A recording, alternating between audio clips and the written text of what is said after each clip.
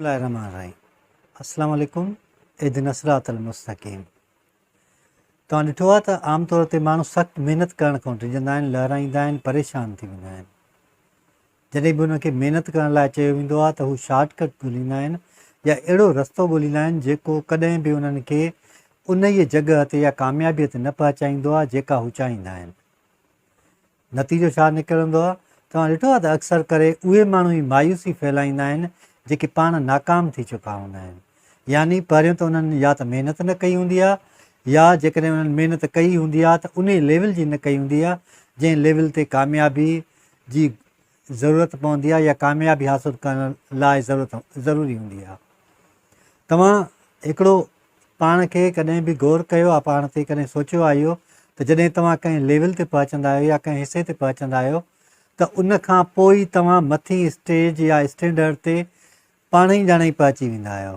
पर असां छा कंदा आहियूं, पहिरें हिसे ते ई मायूस थी, परेशान थी ऐं गुमनाम वारी ज़िंदगी गुज़ारे ऐं ईअं ई चवंदा रहंदा आहियूं त असां जेको आहे सो उन ई लेवल ते नथा पहुची सघूं। तंहिंजे करे हमेशह कोशिशि कयो त सख़्तु महिनत कंदा रहो ऐं महिनत करण खां पोइ इहो लाज़मी हूंदो आहे त तव्हां में तवकल हुजणु घुरिजे। तवकल त मां जेका महिनत करे रहियो आहियां उनजो नतीजो बहितरु निकिरंदो। हमेशह पॉज़िटिव शइ ते महिनत कयो। यानी जेकॾहिं तव्हां स्टूडेंट्स आहियो त को न को हिकिड़ो तव्हां टारगेट ज़हन में हुजे, को न को विजन हुजे जेको तव्हांजे ज़हन में हुजे ऐं उन ताईं पहुचण जे लाइ तव्हां अणथक महिनत कयो। महिनत कंदव ई तॾहिं त कामयाबु थींदव न। असां वटि कामयाबीअ जो दारोमदार वरी पैसनि ते रखियलु हूंदो आहे। यानी जेको जेतिरा वधीक पैसा कमाए थो उहो वधीक कामयाबु आहे। पर जेकॾहिं इहो सुवालु तारीख़ खां पुछियो वञे त कामयाबु माण्हू कहिड़ो हूंदो आहे, हर उहो माण्हू जेको मरण खां पोइ बि उनजो नालो वरितो थो वञे या हुनजो ज़िक्र कयो थो वञे पर सुठनि लफ़्ज़नि में, उहो सम्झो कामयाबु आहे। या उहो माण्हू जेको गुनाहनि खां परे रहे थो ऐं नेकीअ जे तरफ़ वधंदो रहे थो उहो कामयाबु आहे। या उहो माण्हू जेको ॿियनि सां भलो हले थो ऐं पाण बि उन्हनि ख़राबु शयुनि खां पासे ते रहंदो अचे थो उहो कामयाबु आहे। कामयाबु थियण जे लाइ लाज़मी तौर ते कुझु कंडीशन्स हूंदियूं आहिनि, कुझु शर्तूं हूंदियूं आहिनि जिन ते असांखे अमल करणु लाज़मी हूंदो आहे। तव्हां कॾहिं बि कामयाबी हासिलु नथा करे सघो जेसिताईं सख़्तु महिनत नथा कयो। तव्हां कॾहिं बि मुकमल तौर ते कामयाबु नथा थी सघो जेसिताईं तव्हां कोशिशि नथा कयो।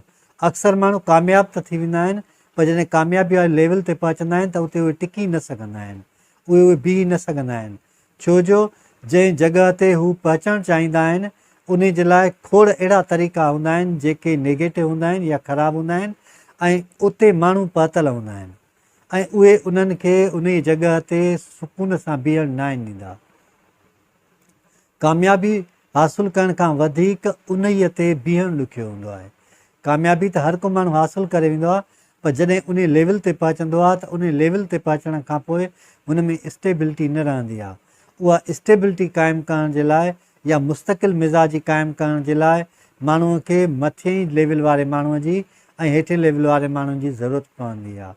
जॾहिं तव्हां उहे शयूं सम्झंदा हलंदव, ज़िंदगी जा क्राइटेरिया मुक़ररु कंदा हलंदव त पोइ ई तव्हां जेको आहे सो कामयाबीअ वारे रस्ते ते हलंदव बि पिया, मंज़िल ते बि पहुचंदव ऐं मुकमल तौर ते अॻिते बि वधंदा हलंदव ऐं कंहिं बि क़िस्म जी रंडक तव्हांखे परेशान न कंदी।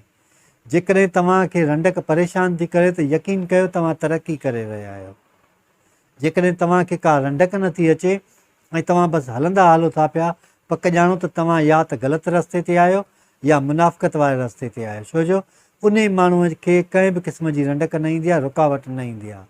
जेकॾहिं तव्हांखे का रुकावट अचे थी पई त गनीमत ॼाणो, छो जो उहा रुकावट तव्हांजी ताक़त खे मापण जो बहितरीनु तरीक़ो हूंदो आहे। रुकावट ई उहो ज़रियो हूंदो आहे जंहिंसां तव्हांजे सब्र जो इम्तिहान वरितो वेंदो आहे।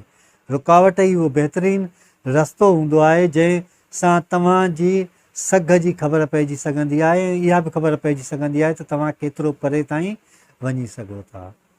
कोशिशि कयो, हद खां घणी कोशिशि कयो ऐं उन खां बि घणी कोशिशि कयो ऐं उन खां बि वधीक महिनत कयो त जीअं तव्हां कामयाबु थी सघो। अलाह साईं असां सभिनी खे सिधो रस्तो ॾेखारे ऐं सिधे रस्ते ते हलण जी तौफ़ीक़ अता फ़रमाए।